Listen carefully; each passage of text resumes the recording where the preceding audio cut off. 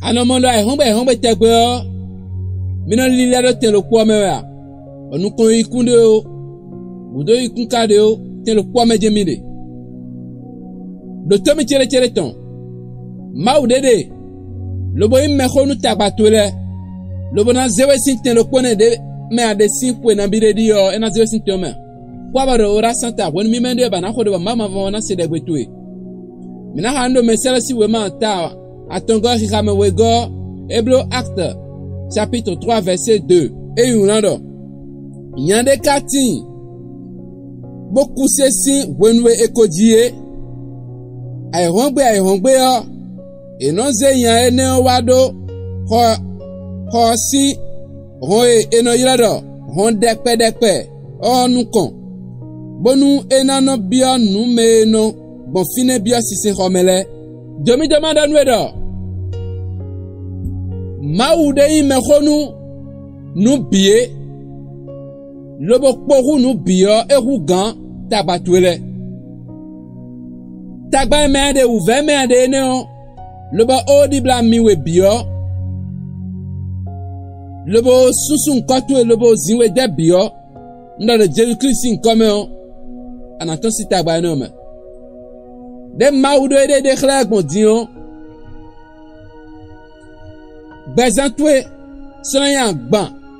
lobo na pe konu mede volé a de Jésus sin comme ndo hon de pe no ene o ena gonde pe to ma khlewe ya de Jésus sin comme de bude koyi a uvunvun nu biotou lo ba ko so dodo konwe ndo do egbe din tro din lo gen hola me do in ko Jésus Christ me o awu mon ko to funfun si konwe we de bude koyi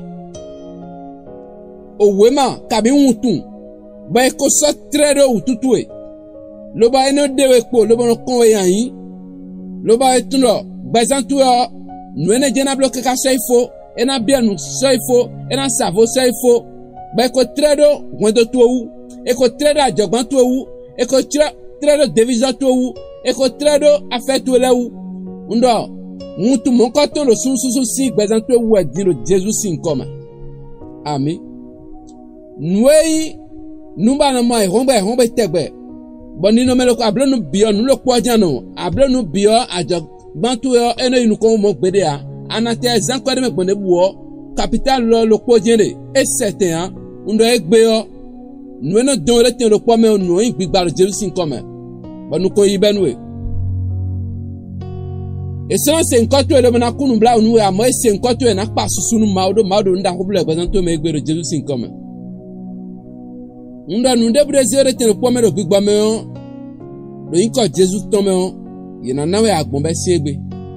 abone wale nu sien ora santa ton lo no hombe tegba na mo de ko le nkoton partager ha no vituele le Jesus sin koma me ko de amen.